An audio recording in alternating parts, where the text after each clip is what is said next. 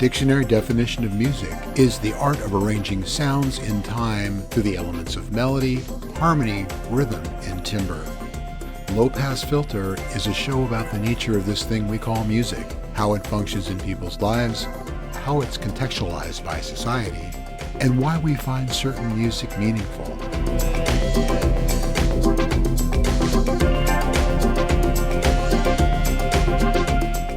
This is Low Pass Filter.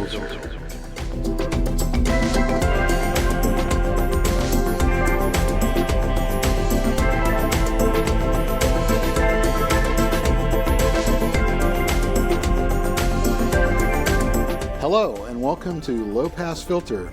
This is a show about the nature of the thing we call music. My name is Mateo Noche, and I'm joined by, in person, by we're here together. Low Pass Filter co-host, Bandon Wayne. Hello. Welcome, Bandon. Thank you so much. To the very first production at the new CMC, the new home of Axis Humboldt here on the campus of... Breaking ground. Yeah. Pretty posh, huh? Yeah. This chair is comfier than I expected. Well, don't go to sleep. No. Go to sleep. So Bandon and I go back and forth every month, and we each pick, I call it a theme, but it's not a theme, it's a topic. Last month, I said the word theme a lot, and it's really not a theme.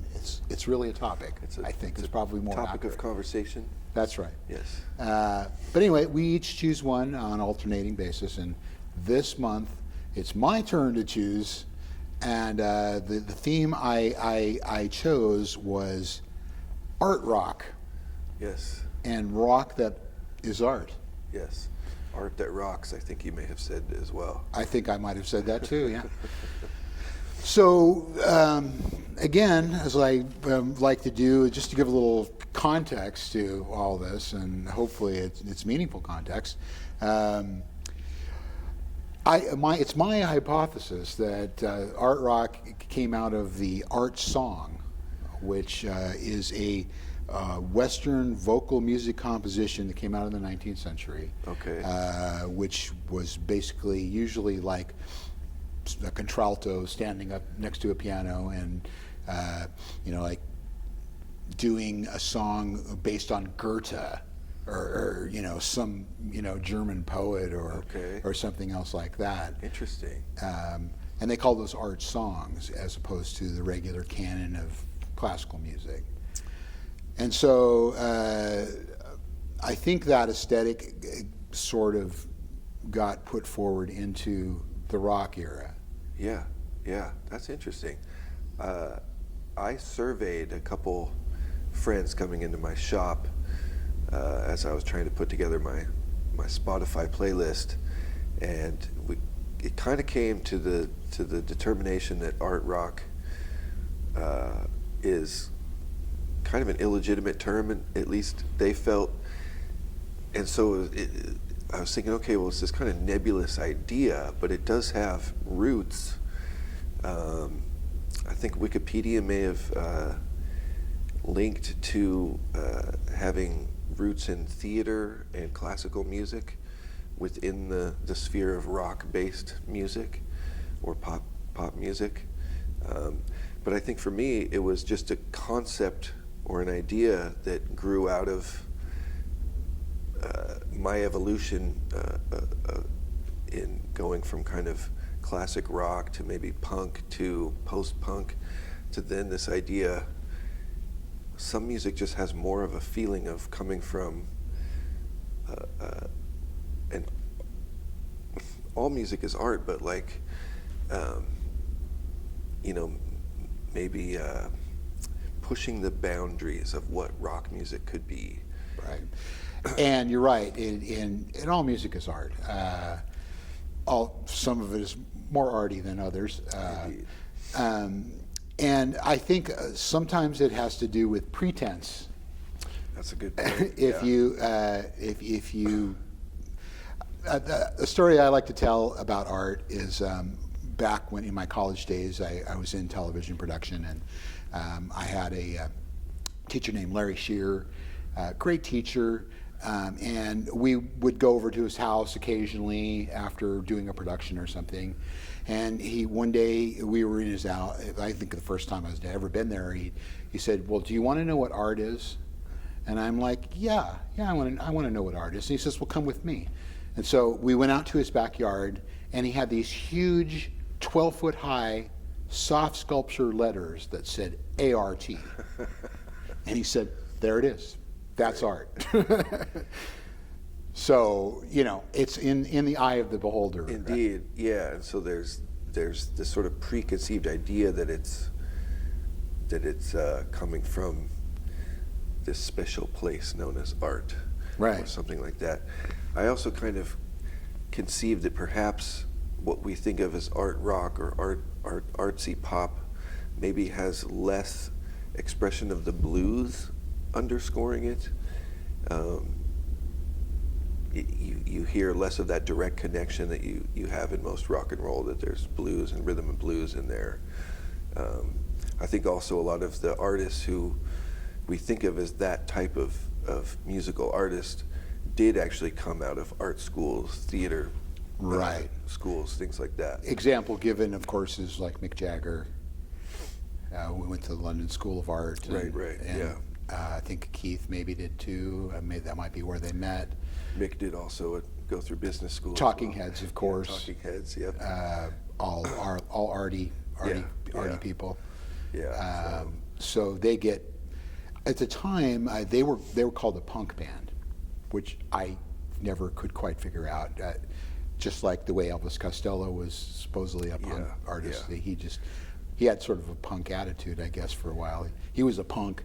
Yeah, I think so. But, but it wasn't punk rock. It was never that. Yeah, which what we think of as probably a little more jagged 3-chord. It didn't have the aggressiveness of what we think of as punk rock music of that time. Or the DIY aesthetic also is connected to punk rock. Yeah. But and then of course there's progressive rock that kind of crosses back and forth and often is called art rock. Yes. I kind of reject that. I'm not sure I totally am down with that, although I think there are progressive bands or bands that are called progressive, which is also a nebulous term. Yes. Yeah. That probably fit into that aesthetic, and when we get into our list, we can. Yeah. I think we have. I think that's a good point, because I was discovering that there is this crossover, at least in terms of these classifications or terms for these different styles of music. Seems like some of these bands that are considered progressive rock bands could also be considered art rock bands. But we'll debate that, I suppose. And just for the viewers and listeners at home, I mean, this is completely subjective. Indeed. We don't hold ourselves out as being experts on art rock or anything else for that matter, but it's just kind of what I think what our feelings are about.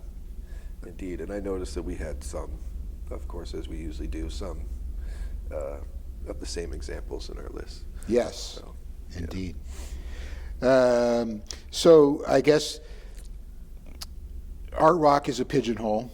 It's something that we love to categorize and file and take people in and say, okay, I know this is where they belong. They belong in the art rock pigeonhole. They belong in the R&B. They belong in the blues. Right. Pigeonhole. So that is where I think the term, But it's an interesting pigeonhole because it's talking about music that actually happens to distinctly not exist within a box. Right. Yeah. Because it often, not always, but often involves a lot of experimentation, creating sonic canvases and using, instruments, non-traditional instruments, or not even instruments. There's the famous Pink Floyd, who often gets thrown into this category, the abortive record that they made using children's toy instruments and rubber bands, and spent like 120 hours recording rubber bands, and trying to turn that into a record. Wow. But yeah. So, and then the word that gets thrown around a lot is avant-garde. it that's where I ran into almost a problem trying to define art rock. So I kind of had to just go with my gut in a way. The bands that for whatever reason I kind of put in that category, because I think of a lot of other stuff as avant-garde music that I wouldn't put into the art rock category. So is it art rock is avant-garde with guitars? Perhaps. Maybe it's rock and roll that's more influenced by avant-garde and experimental music and wanted to kind of merge worlds that way. Yeah, it's like you said, in the eye of the beholder. I don't know if many of these examples we have even thought of themselves as that. I'm sure some of them did. And I think a lot of them probably rejected that as well. Again, it's that pigeonhole. Do you want to be stuffed into this pigeonhole, or do you not want to be stuffed into this pigeonhole? And does it really matter? I guess is the other question. Ultimately not. Yeah. I have a group in my list that we'll talk about, but I always considered to have this kind of Dada-esque element to their style. Could that be a category? I don't know. Sure. But I think they kind of fit into this art rock sort of. So why don't we just dip into the list? Why don't you want me to? Yeah. Why don't you tell me? Well, let's go through a few. I don't know if this would be definitively the first band to possibly be considered art rock, but I had to go with Velvet Underground. Yeah. They were certainly making some form of rock and roll music, but then distinctly trying to kind of to break those walls down and be something in a totally different space, sonically, emotionally, subject matter wise, things like that. And of course, it doesn't hurt that they were attached to Andy Warhol. And so then you've got I guess that's a pretty famous artist. Yeah. Either I'm not sure what his function was, whether it was producing or just kind of a what do they call it? Not an entrepreneur, but you know what I'm talking about. Impresario. That just kind of came with some money maybe and gave him a place to rehearse and turned him on to his dealer and also considered kind of a maverick of pop art, or a creator of pop art, very iconic pop artist. So yeah, I guess if you're friends with Andy Warhol, or he's like almost kind of leading your entourage there, like art rock. Yeah. And of course, and when they had Nico in the band as well, very much I feel like, especially if you look at her solo canon, she really comes out of that German art song sort of feeling to the things she did, especially like the Marble Index. I don't know if you're familiar with that solo record of hers, which is just Chelsea. Very serious, arty songs. Yeah, I think Chelsea Hotel maybe a little more familiar with, but so Lou Reed is fundamentally at that time kind of just writing pop rock and roll tunes, right? But then you've got three other characters that are adding this other dimension to it. Yeah, absolutely. So I picked a couple songs off the debut. Venus and Furs, of course. I'm not as familiar with European Sun. I think I have the record, but I don't. Yeah, next time you hear it, I'm sure it'll totally ring out. Yeah, then I went for Moody Blues off of the Days of Future Past. Days of Future Past. I don't know why I hang up on that. There's just something about that. So, does it make it art if you have an orchestra behind you? Well, that's where some of the definition I was reading was talking about classical music kind of being infused into it, and I think that album by the Moody Blues is an example of that. Maybe more orchestral, but maybe kind of modern neoclassical or something. Like and they kind of pioneered that. I think They may have been the first one to. I'm sure they weren't the first one, because when you say that they were the first one, we'll get comments saying, "Hey, how about?" But I think they're the first ones that really broke through with that and really, went straight into it. And did a serious sort of highbrow. And there's something about that album to me that feels almost like a pastiche of these different ideas, which gives it this kind of more arty feeling about it, something outside the rock and roll prescription. Like, it took me a long time to discover that record, and when I finally was like, okay, I'm going to really put this on and listen to it, I was like, it's a very sonically pleasing record. And, and, it's gorgeous. And like, it really I could imagine at the time something people hadn't heard. And arty. Yes, indeed, very arty. Yeah, I mean, that's that. I guess it's that subjective term, but we kind of understand what it means intrinsically, I guess. And then I had to put, off of the first Pink Floyd record. Right. And of making course, a return from last episode. Indeed, because it's also considered psychedelic, and that's where psychedelia and art rock or art pop seem to kind of overlap. But yeah, Syd Barrett. Yeah. The madcap laughs. Yeah, and so I would think maybe later on, when that term maybe was becoming a little bit more of a recognized term, a lot of those artists, say of the late 70s, would be inspired by that stuff heavily. Oh, absolutely. And then I'll just mention one more and get to some of your stuff, but stuff on the very early Mothers of Invention, Frank Zappa stuff. Right. Experimental rock. It's just bizarre, artistic, weird stuff. So, like, what else do you gonna call it? Yeah, Zappa, of course, very influenced by Varese, Edgar Varese, who was a French-born composer. Yeah. And his music really emphasized timbre and rhythm. He coined the term organized sound. Okay. Which was, he basically said that, music is noise that's organized. Right. Yeah. Edgar Varese.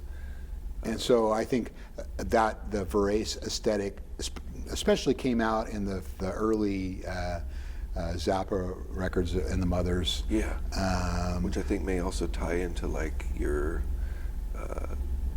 musica concrete. Yes.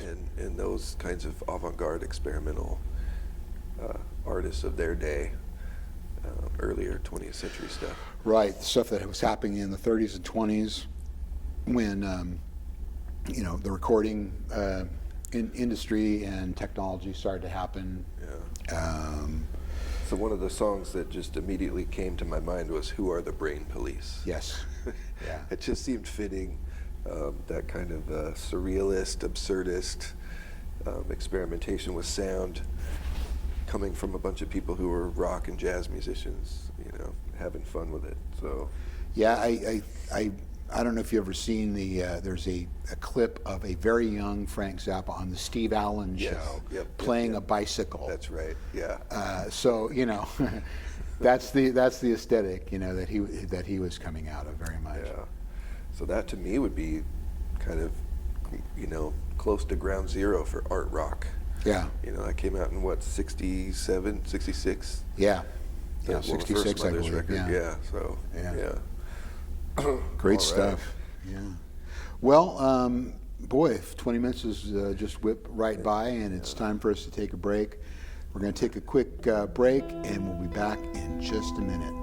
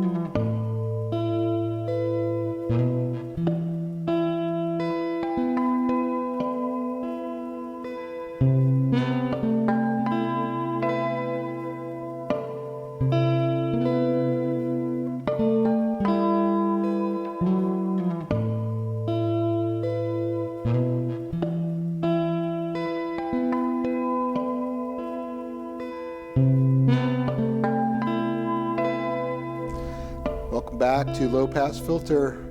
Bandon and I are discussing art rock this month, and so I'll just hit up a couple on my list, and I noticed that we had quite a bit of intersection in ours. But the one song that we both picked, which was 10cc's "Art for Art's Sake." Yeah. And not just because that title was fitting. No. It's a great example of what we might think of as art rock. Yeah. Yeah. Well, they, especially if you get to like their song, the original soundtrack, which had the hit "I'm Not in Love" on it. Yeah. Perhaps my least favorite song on the record, and not because it's not good, because it is, but because it just got overplayed on the radio back in the day. But things like "One Night in Paris," and there's just a lot of life is a minestrone. Just a lot of surrealistic imagery. Yeah. Just wonderful, interesting parts, and they even pioneered. They didn't pioneer it, but they took it to another level, which was using tape loops. Okay. In the especially in the song "I'm Not in Love." This for you kids that don't recall this stuff, but this is pre-sampler.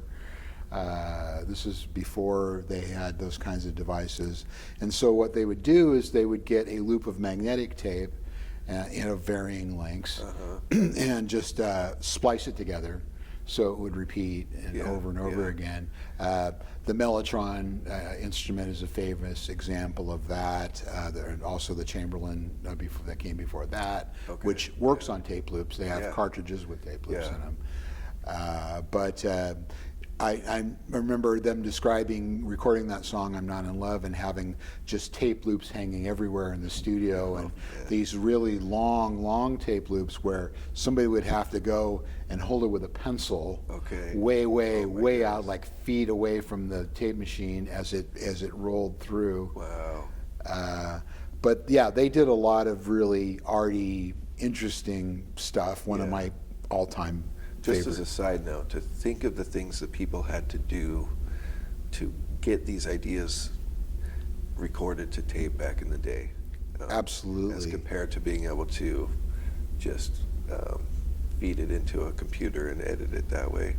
As someone who lived through the pre-tape or the pre-digital era in the recording business, I can attest to some of the prenamulations and contortions that we went through to amazing. Of course, it was standard of its time. Yeah. But still, there was experimentation in how to achieve certain things. Well, and the thing, this is kind of a tangent, and I'll make it brief, but doing things that way, you end up with things that are a lot more original. Yeah. Now you can go to a digital library. You can pick out drum loops and and guitar loops and vocal loops and just layer it into whatever you're doing. But at the time, you actually had to record this stuff, and you couldn't just go on the internet and pull it down and throw it in there. So and sometimes you couldn't easily fix your mistakes either. Right, and sometimes those mistakes turned into the best part of the entire song.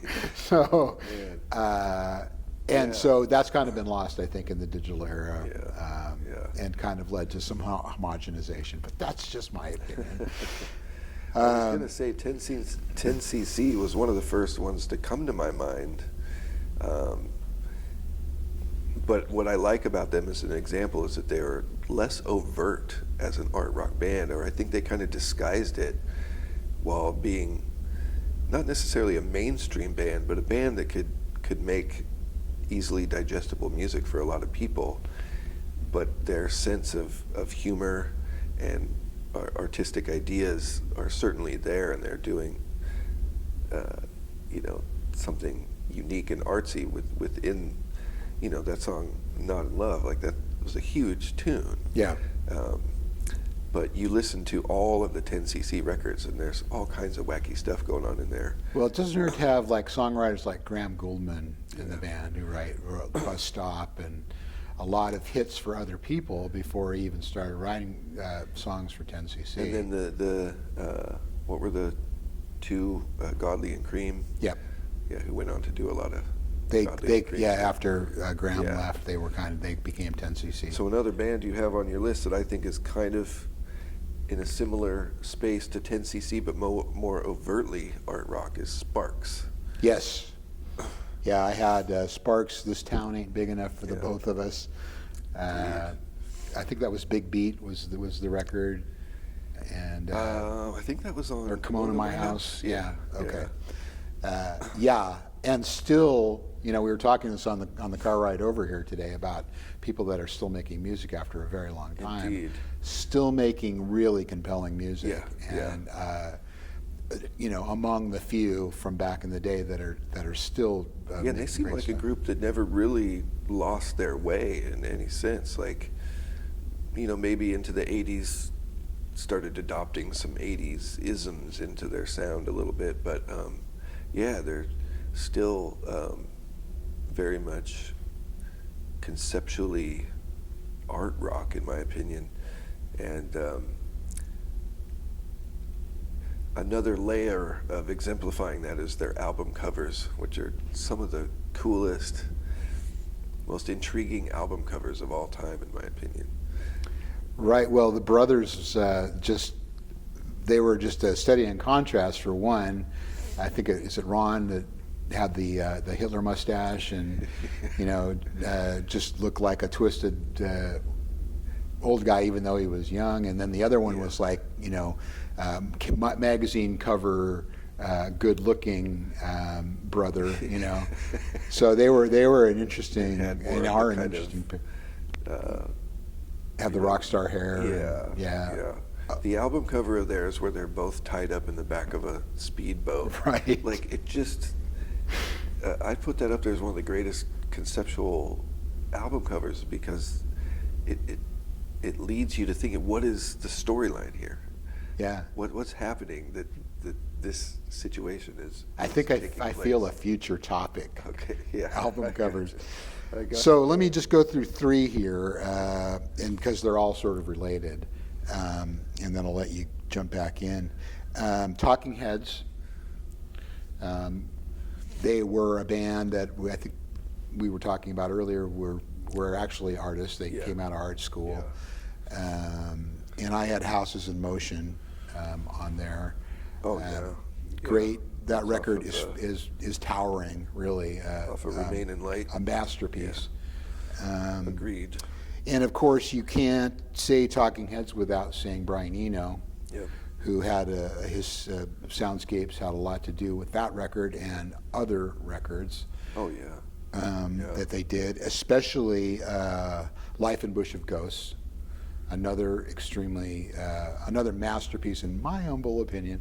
David Byrne and Brian Eno collaboration. Yep. And also in the pre-sampler era, it's amazing to contemplate now if you listen to that record how it couldn't have been electronically sampled, but it in fact was tape splices and that sort of thing.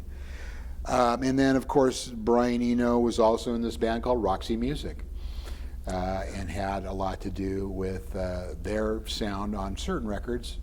And I had Virginia Plain as my pick for that. But Brian Eno, I guess, almost synonymous with art. Yes. Rockers, I hesitate to call him a rocker. He is doesn't really escapes any sort of category. But if you think about like music for airports and that's stuff that he sort of eventually did. However, when he joined Roxy Music, he was coming from a completely outsider place. Yeah. But I don't know. He was intrigued with lending his musical ideas to that. There's a brilliant documentary on him, which you've probably seen. I haven't. Okay, there's a really good one. Anyway, he. I don't think he even considered himself a trained musician. He just was messing around with electronics and keyboards and anything he could make sound with. But I think if we all agree on what art rock is, if we can sort of come to that place, Brian Eno would have to be a pioneer of art rock. If you go to the dictionary, folks, and you look under art rock, Yeah. his picture is going to be there, I think. And I think besides the Roxy Music stuff, people would cite his first 4 solo albums. Yeah. Here Come the Warm Jets. Yeah. Taking Tiger Mountain, Yeah. Another Green World. And then he goes on to the you know, he can't make rock music anymore at that point. Or Right. something like that. He does discrete music and then gets into the ambient works and the music for airports, which is just beautiful soundscape stuff. But yeah, so Roxy Music and Brian He's back Eno, to of making course. rock, by the way. Yeah. Good for him. He can do whatever he wants, in my opinion. Yeah. What else do you have? Well, I like to try to kind of keep it linear and forward moving here, but I did want to mention I Am the Walrus by the Beatles has to be kind of a, you know, it's surrealist, it's psychedelic, but that is art rock in my opinion. But then I went into this what became known as krautrock. Yes. But a couple of those bands, Faust and Can. Faust is a group I was referring to before about being kind of Dadaist. Mm-hmm. Like some of the stuff going on in their music feels in a way like it's there for no real specific reason. It's just happening. Mm-hmm. Yet they make these really interesting, arty tunes. Krautrock can also kind of overlap into the progressive rock realm. And Can was a towering artist in that respect. Yeah, yeah. Kind of psychedelic, kind of progressive, but really just... I had Henry Cow. Oh, yes. I don't know, is Henry Cow considered krautrock? Was Henry Cow German? Yes. Okay. Yes, he then was. Possibly, yeah. I kind of associate Henry Cow and artists like Fred Frith. Yes. Stuff like that, yeah. Yeah, Fred Frith, yeah. That one Henry Cow album with the, like, knit sock or something on, is that? Yeah. Yeah, like Yeah. that is... Let's And see. I just realized somebody else I hadn't thought about until just this moment. Came out of, gosh darn it, there was Roy Ayers. Oh, yeah. Anyway, yeah, it's not coming to me. Yeah, there's speaking of Eno, tying in with Eno, there's a Yeah. live record with Ayers, Nico, John Nico, Cage. Yeah. Great record. Yeah, great stuff. Who's the one that did, Was it the Soft Boys?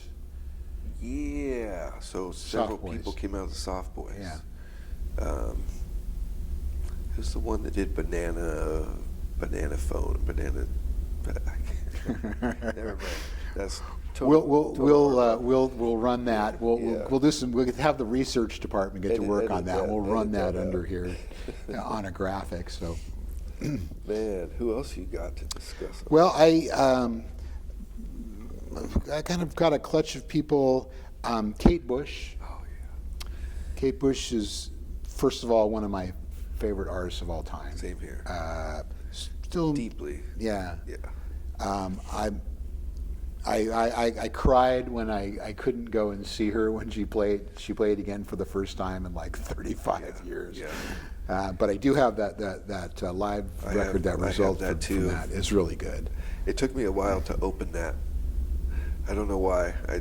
I had the sealed copy of it, and I don't know why. Were you afraid? You were afraid it wasn't going to be good, or? Well, sometimes there is that, a little bit of that. Just kind of felt like a sacred thing. Yeah. It was just sitting there on my shelf, and I had Babushka, oh yeah. which I think is very exemplifies an art song. Oh yeah. Kate Bush, I almost had trouble. I don't think I put Kate Bush on my list. I saw her in yours, almost because she's just so singular in her own bubble to me. Her own sphere. I can't. I mean, it certainly fits. It certainly fits, but then it's like, well, it's just Kate Bush. that's just what it is. Yeah. I don't know. She's in her own category. But she worked with Peter Gabriel, David Gilmour. Oh, yeah. Very theatrical in a lot of her musical approach. So she totally fits. It's art music, but when Kate Bush gets into your heart and soul, it's just it's a heavy thing. Then, of course, kind of moving into the modern era is Radiohead. Yeah. I tacked them on sort of chronologically towards the end there. Okay, well, maybe we should just skip ahead. Well, that's all good. I couldn't go beyond Radiohead, really. That felt like a whole other investigation. Yeah. But So we can come back to them. I had King Crimson, Lark's Tongue, and Aspic, Part 1. And another band that's still, pretty vital. I'm not sure if they're making new material. They had been touring not too long ago. They're touring in these really interesting formations too. Yeah. I think before the COVID thing happened, they were touring with like 2 separate bands, and they would the only throughput would be Robert Fripp, and then they would have a different band on alternating nights. I don't know whether Robert wore him out and they needed a night off or something. Also having like 3 drummers right at the front of the stage, and then a bunch of musicians behind them. Great people. I think Lark's Tongues and Aspic is a great one to pick because, to me, that's kind of their transition out of what is considered like strictly progressive rock, and sort of getting into new territory. They were always artistic and out there. Yeah. That's also the first one with Bill Bruford coming into the band after leaving Yes. There's stuff on that's some of the heaviest, almost pre-heavy metal kind of stuff. Definitely desert island material for me. Yeah, that's actually the first King Crimson record I ever had and absorbed until getting into some other stuff. Yeah, I really went for the John Wetton period, Red, and all those records. Yeah. But then, of course, they came back with Adrian Belew and made some towering records. Isn't that art rock, too? It is. It absolutely is. And that's part of the problem with this topic is it's just like so expansive. And, you start going, well, this is art rock, and so is this, and is this, and, but I think there's a kind of a core, When King Crimson brings in Belew and Tony Levin on bass, it starts to feel a little bit more connected with that Eno, Talking Heads kind of vibe going on. Like they're influenced by West African sounds, tape looping, crazy guitar effects, and Belew's voice even has some similar qualities to Byrne in some ways, I think. Absolutely. So, that was a whole amazing period that I would put into the art rock category. Yeah. Well, believe it or not, another 20 minutes has gone by. It's time to take another break.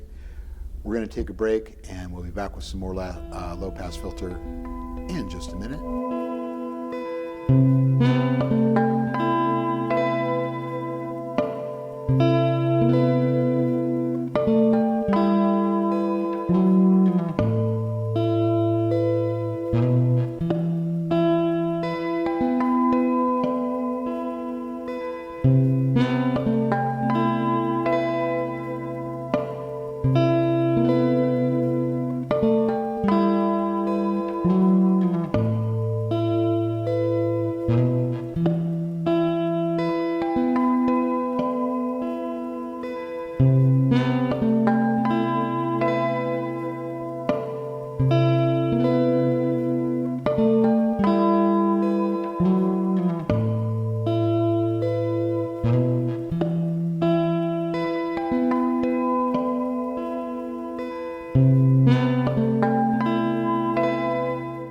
Welcome back to Low Pass Filter. We're talking art rock today. We're slinging some art rock out for all of you people. What else do you have on your list? What do you got? Well, I see kind of maybe a couple artists that tie together mainly for the time they came along and location. A couple bands from Ohio, Perubu and Devo, which, yeah.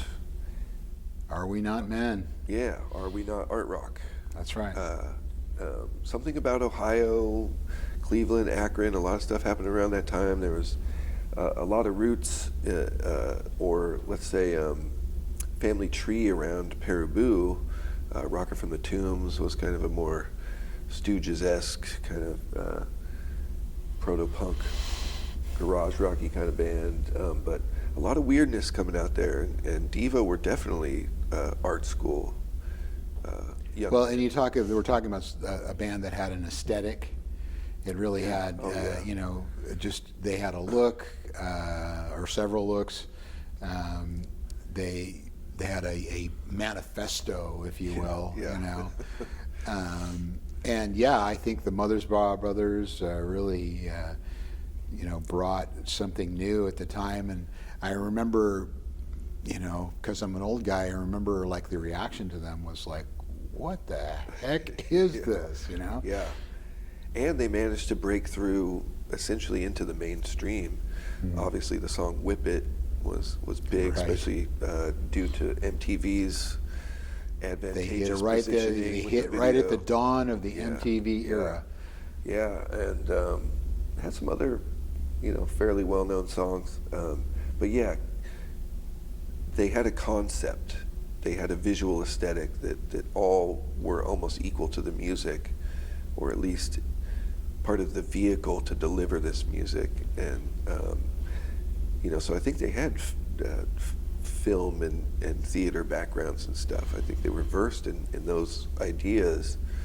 And so how could Devo not be an art rock band? They're in as far as I'm concerned. Yeah. and Perubu, who's maybe a little less digestible than Devo in some ways, but the fusion of ideas there, kind of taking some progressive rock ideas, but eliminating that sort of extruded, sort of multi-phase elements of the music, and just making these more concise tunes, but with musicians who could really play challenging stuff, challenging rhythms, and kind of counterpart ideas from each musician and stuff, and then with a singer who was just in his own weird sphere of vocal delivery, and almost seemed like to shun kind of the audience in a way. But well, it's interesting how these geographical locations, you know, bring up, you know, bands like this, not necessarily art rock bands, but all kinds of bands. But I didn't have them on my list, but they kind of popped at the same time with the same sort of aesthetic. It was the B-52s. There you go. Coming out of Athens, Georgia, who had had a look, had an aesthetic. It was really weird, off the charts, in a beautiful, beautiful way. Man. Yeah. And Rock Lobster was kind of like hitting at the same time as Whip It, you know. Yeah. I failed to include them on my list too, but yeah, their idea was to take this sort of 60s go-go, you know, kind of discotheque of the 60s, or you know, big beehive hairdos, and clashed, or you know, kind of culture clashed that with what was going on in the 80s new wave, and then these ideas, Planet Claire, Rock Lobster, stuff like that. Yeah, it was. So a band that I have that kind of fits in this mold, but flies way, way, way under the radar, of course, is the Residents. Oh. And I had the song "Moisture" from their commercial album, which is, if you don't know about it, is a collection of 40 songs. They're all exactly 1 minute long, and they're brilliant. You wouldn't think that you could get as many concepts and feelings into a 1 minute song, but I guess it is. I mean, they proved that it was possible. But there's another band. I think they were in San Francisco was their home base, but I think they're from Louisiana. Right. Yeah, I don't think at least that's the legend, you know. Yeah, I don't know that they originated in San Francisco, but that became their their launching pad. And they did a lot of films. They were very much into making art films. Well, I think they're an example where maybe the music is a byproduct of their artistic ideas. Maybe being musicians wasn't their first thing. It was more about creating an artistic movement or statement. And music seemed to be a good vehicle for that or something. Well, of course, then they worked with Frith and a guitarist who died way too young by the name of Snakefinger. Yes. Yeah. Who did a lot of amazing things. I think he only made one record, which is an amazing record, by the way, and an arty record. I wish I had that. I have I'll burn it for you. Oh, sure. I have a 2 LP set of the Ralph Records stuff, and so there's a lot of great material on there. I just don't have a lot of those independent. And there were a lot of art bands on the Ralph roster. Indeed. I never got on mailing list. I was kind of dumb that way, and I wish I had. But they were the one mailing list that I got on, and they would send you something every month. Nice. And some of this stuff is actually worth money now because it's so rare. I had because we're getting kind of down. This is like this is such an expansive topic. We're not going to make it through our list, but I had Tom Waits, who it started off as sort of a standard songwriter, wrote songs for other people and stuff in Tom Waits Mark I, as I like to call him. But then when he got with Kathleen Brennan, I think is her name, his wife, so records like Rain Dogs and those sort of things, they really started to feel, you really started to get that art aesthetic. For sure. I think it starts around Swordfish Trombones into Frank's Wild Years and then Rain Dogs, Bone Machine. How do you categorize that stuff? There's Captain Beefheart and Howlin' Wolf influences in there. There's that sort of more traditional troubadour morphed into some other weird thing. Or just a guy that woke up under a bridge. But also just chock full of real depth of emotion and just a brilliant singular artist. Maybe some people kind of can't stomach Tom Waits for some weird reason. So he's almost a kind of, you like either really, really like him or don't care for him that much. In a way, but. Well, it's interesting that when he first started off, he tried to be a singer. He tried to lay it down like he was, a legit singer. When he gave that up is when things really got good. When he just let it all hang out. There's some beauty in his first few records, but they're not quite realized on the same level. He does have some wonderful songs in there, but when he really allowed that side of himself to just kind of bear all. And I was gonna say that the other thing that ties him into the concept of art rock is that performance-wise, he was so conceptual. Created personas, characters for each song, and got really theatrical with his performances. Made a brilliant artistic theatrical concert film called Big Time. Kind of not quite on the same level as Stop Making Sense by the Talking Heads, but similar in this real conceptual, let's take you through this kind of same journey. Ambition. Well, we're running kind of low on time, so why don't you run through a few of yours? Well, maybe we'll just mention a few more names. Okay. Not really talk too much about it. Laurie Anderson. Oh yeah. I had Gary Newman. And Nina Hagen, I feel like is perfect for that concept, that category. A group called Suicide. Jesus and Mary Chain. And then I got into Sonic Youth and then Radiohead. I had D'Angelo. Interesting. Okay. From the Charade from the Black Messiah. Yeah. That record is very arty. Very, very arty. Indeed. Dirty Projectors. Yep. Stillness is the Move. And what about David Bowie? Yeah, we didn't even. We didn't even talk about Bowie. Yeah, I think we both kind of touched on the Berlin period, as they call it. I had Life on Mars. I think that might have been a little bit before that. Yeah. But Dory, and of course, Yoko Ono.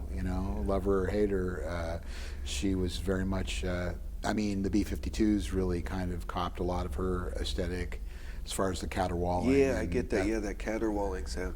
Well, and some of that she was doing with John Lennon. They even performed with the Mothers of Invention. Mm-hmm. But yeah, songs like Why, Don't Worry Kyoko. What the heck? I had No Bed for Beetle John, which is a pretty obscure song, but very much in the art song. Yeah, art and she was an artist before. Yes, she was starting to make that music. Yeah. I had Nick Cave and the Bad Seeds. Yeah. Brompton Oratory from the Boatman's Call. Okay. I feel like a lot of those, especially those first couple of records in there, were very much in the art song mold, if you will. And he also kind of created a persona, a character in a way. Mm-hmm. And then this is just kind of like my, I don't know what you want to call this, but it's just like hits the right spots in my brain is Gentle Giant. Oh, okay. Yeah, not too familiar with them. But they get lumped into the progressive rock category too. They are, right? they do. Yeah. They did.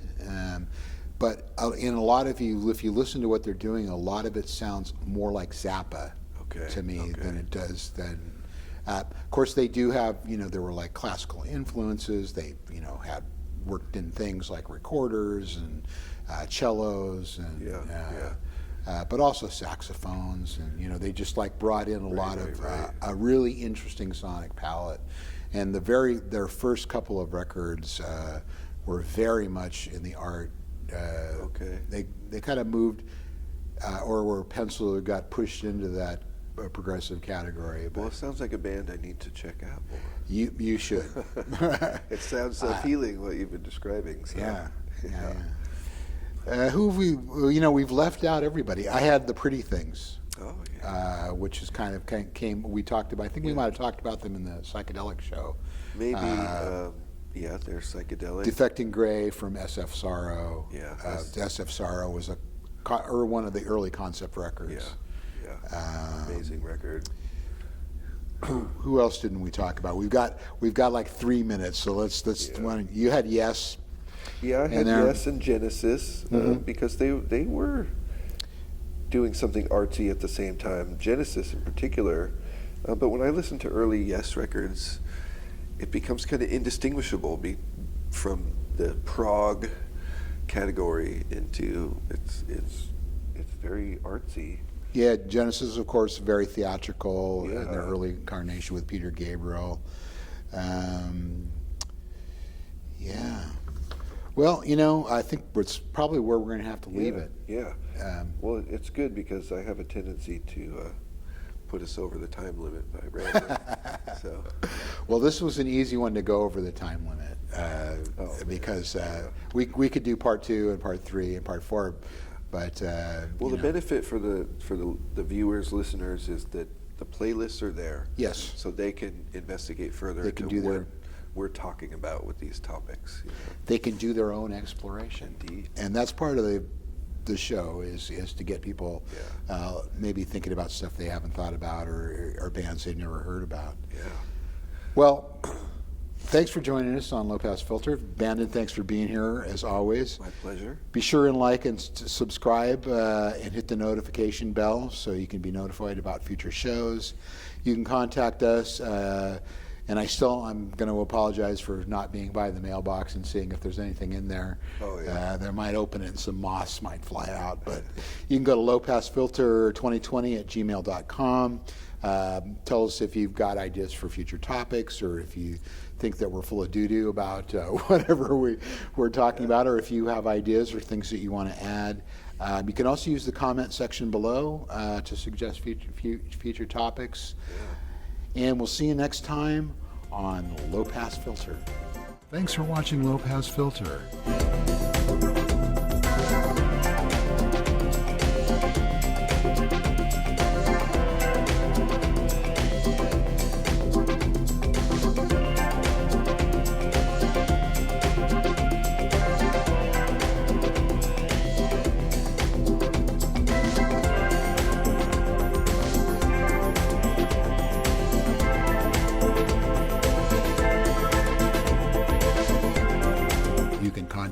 hosts at lowpassfilter2020@gmail.com. Be sure to like and subscribe and hit the notification bell to be notified about future shows.